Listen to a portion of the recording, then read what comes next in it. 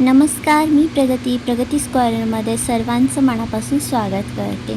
आजच्या व्हिडिओमध्ये मी खूप सुंदर आणि सोपी अशी ब्लाऊज डिझाईन दाखवणार आहे। तर इथं मी ब्लाऊजचा बॅक पार्ट तयार केला आहे। अगोदर जे आहे त्यांना हे ब्लाऊज ना जसं आहे तसं पाहिजे होतं, की नको काही डिझाईन वगैरे करायला। नंतर त्यांनी सांगितलं की थोडीशी काहीतरी डिझाईन कर, मला आवडेल। मग आता याला तयार ब्लाऊजवरती काय डिझाईन करावी जे जास्त ओव्हर पण नाही वाटलं पाहिजे आणि छान पण दिसलं पाहिजे। जसं तुम्ही व्हिडिओ बघताय, गळा खूप छोटा आहे आणि ह्या एवढ्या छोट्या गळ्यामध्ये काहीतरी डिझाईन करायची, कारण लेस डिझाईन वगैरे नको होती, तर काहीतरी डिझाईन करायची। तर या सगळ्याचा विचार करून मी डिझाईन करायची ठरवली। तर मग या ब्लाऊजमधलंच थोडासा कपडा उरला होता, एक पट्टीसारखा, तर तोच मी घेतला आणि 2x2च्या अशा ना छोटे छोटे एक हे करून घेतले, मी तुकडे करून घेतले सगळ्या त्या पट्टीचे उरलेल्या कपड्याचे, आणि त्याला असं सेंटरमधून अशा पद्धतीने फोल्ड करायचे। त्यानंतर ह्या पद्धती जसं मी व्हिडिओ दाखवते तसं फोल्ड करायचे आणि याला पानासारखा आकार येईल थोडासा। तर असंच फोल्ड करून 2-4 वेळा फोल्ड करून त्यावरती आपल्याला टिप मारून घ्यायची आहे। तर अशाच पद्धतीनं बाकीच्या पण ज्या पट्ट्या आहेत त्या मी तयार करून घेणार आहे। मग याने काय होईल की आता ब्लाऊज तयार नसतं तर त्याला म्हणजे आपण तयार करतानाच बॅक पार्ट तयार करतानाच अगोदर डिझाईन करतो आणि त्यानंतर त्याला अस्तर वगैरे जोडलं जातं।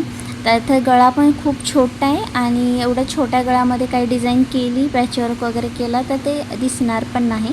आणि कपडा पण एवढा नव्हता ब्लाऊजचा, आणि कॉन्ट्रास्ट कलरचा पण कपडा नव्हता, सेम कलरचं पीस होतं। तर त्यामध्येच काहीतरी डिझाईन करायची होती, म्हणून मी हा विचार केला की अशा पद्धतीनंच आपण काहीतरी याला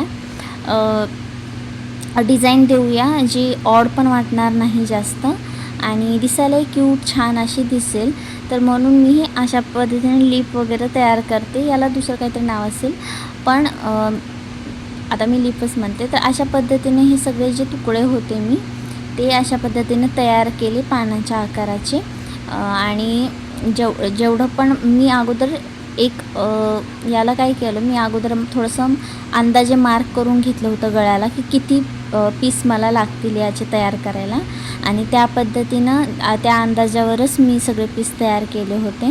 आता हे तयार करून झाले आहेत आणि त्यानंतर याला आपल्याला बॅक साईडला लावून घ्यायचं आहे नेकला। आता तर हळूहळू थोडा अंतर ठेवून मी इथं लावून घेते।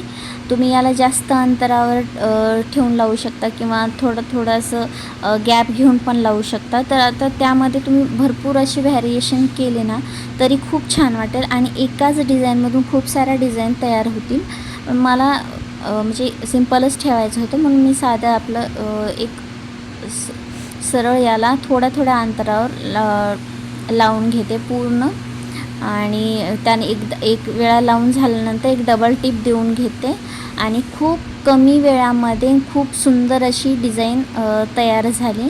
आणि तुम्ही दुसऱ्या ड्रेसला किंवा ब्लाऊजला तयार करू शकता। तर डीप नेक असेल तर यापेक्षाही छान डिझाईन दिसेल।